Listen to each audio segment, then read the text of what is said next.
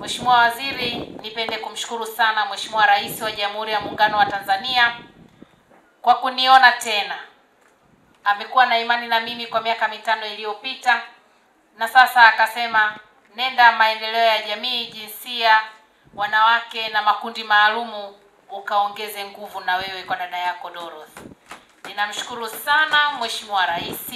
Hii ni imani kubwa kwangu, na mimi naendelea kumwomba Mwenyezi Mungu nisimuangushe, kwa neema za Mungu nikaweze kufanya yale ninayotarajiwa. Ninamshukuru sana Mheshimiwa Rais. Hii ni imani kubwa kwangu, na mimi naendelea kumwomba Mwenyezi Mungu nisimuangushe, kwa neema za Mungu nikaweze kufanya yale ninayotarajiwa. Mheshimiwa Waziri, nipende kukushukuru wewe binafsi. Hakika umekuwa ni mama mzuri, wewe ni mlezi, upendo wako umekuwa hauna kifani. Nikushukuru kwa kukubali mimi kuwa msaidizi wako kama Mheshimiwa Rais ambavyo ameweza kututeua. Asante sana, nimefarijika. Hakika umeniongezea nguvu ya kuja kutimiza majukumu yangu. Na katika haya yote, kwa nafasi yangu kama msaidizi wa waziri, naibu waziri, kwenu kikubwa na waomba ushirikiano. Hodi maendeleo ya jamii. Mimi niko tayari kwa kasi ya kuhakikisha Dr. Samia Suluhu Hassan moyo wake ujawe na amani, adhihirishe ana wasaidizi, mimi kwa nafasi yangu, ninyi kwa nafasi zenu.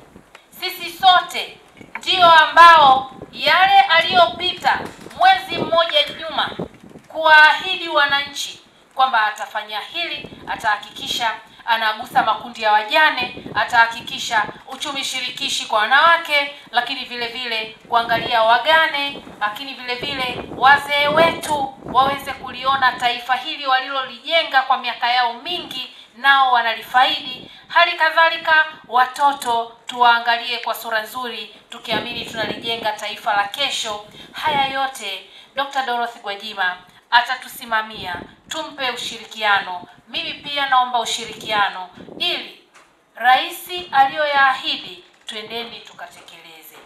Wakati anaahidi alijua nyinyi mpo, aliamini mpo, na anafahamu mpo tayari kulitumikia hili taifa.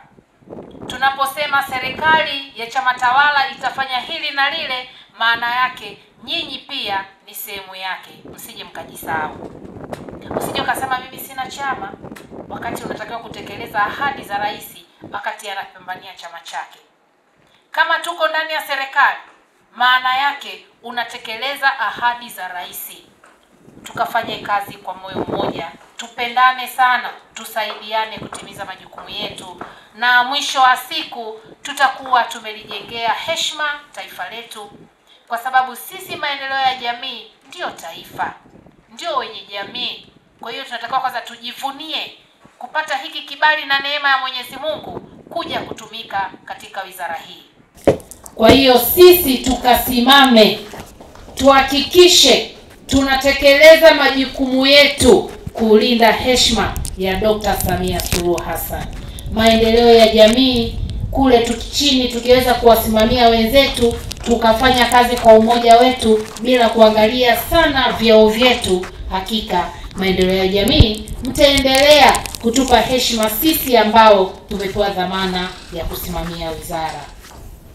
Kwa hiyo tunaomba fursa ya kufanya kazi na ninyi. Yeye kwa mara nyingine mimi niseme hodi, naombeni muwe walimu wangu, naombeni mnipe ushirikiano. Nina hamu ya kuchangia ile talanta Mungu alionipa, basi nichanganye na nyinyi ambao mtanifunza, twendeni tukalitumikie taifa kwa furaha.